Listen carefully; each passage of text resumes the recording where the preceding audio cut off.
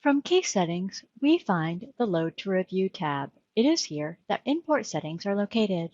From this tab, we can review import options and settings and create, edit, or duplicate an import series or export an INI file. First, let's select Export Import Settings to edit settings related to all import series. Here, you can set the import interval time, i.e. how often the import process is to take place, and auto-publish errors, which is deselected by default. Auto-publishing will automatically stream or publish errors such as password-protected files or node-level errors directly into review. Let's select that option here, and then click OK. Now, we have the option to create an import series, which would create it from scratch.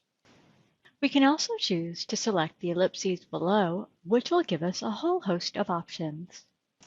These include Edit Import Series, where we can edit the parameters that were set up when the import series was created, Duplicate Import Series, which we can use to create another import series with the same settings that can then be changed, Export Settings as an INI file, to create an INI with the import settings, which includes the field list to upload into another case, and Delete Import Series.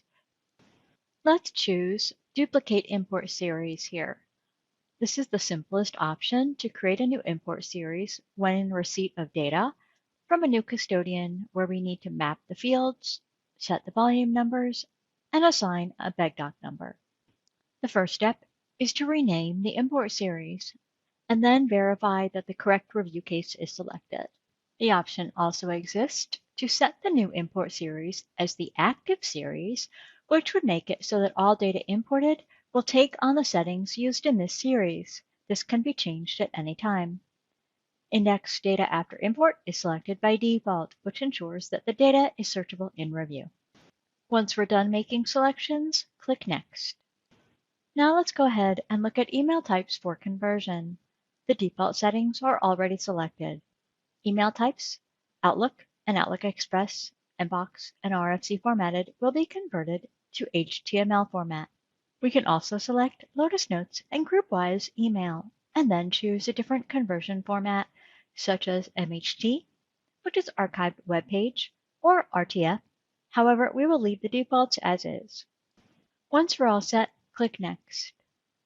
Field mapping is next. Here, we can see that fields are already loaded. If they weren't, we could select Load Standard Fields, or we could select Load INI File, which we would have had to export from another case to use as our template. Next, we can see that the Populate Parent with Child values is selected. This will populate parent documents with field values that are normally only populated on child documents.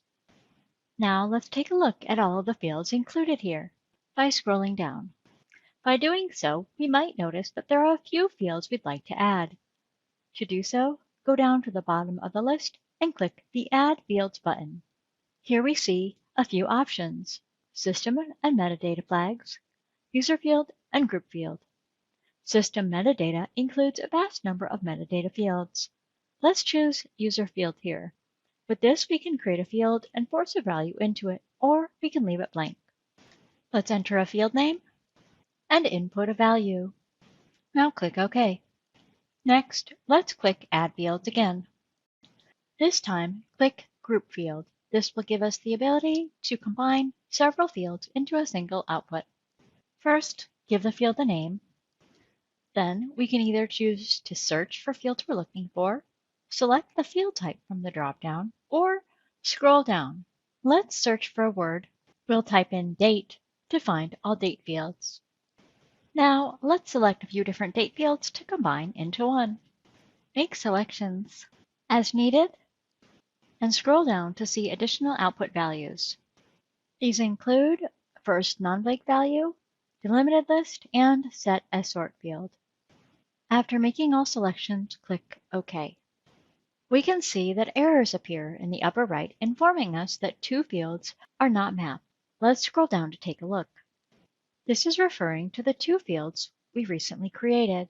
We see that we need to select a review field to map the item or choose Do Not Map. To fix this, select the ellipses to the right of the blank field, choose Do Not Map. Now let's do the same thing for the next item. When we're all set, click Next. Now let's look at directory and file options. Here, the output directory path is set automatically, which is where the files will be copied to.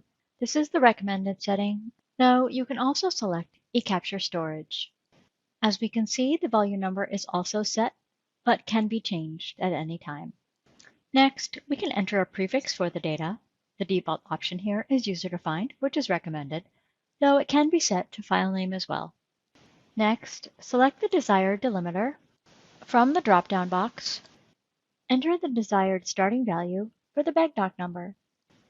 Once you're all set, click Finish. This concludes the video on import series and load to review.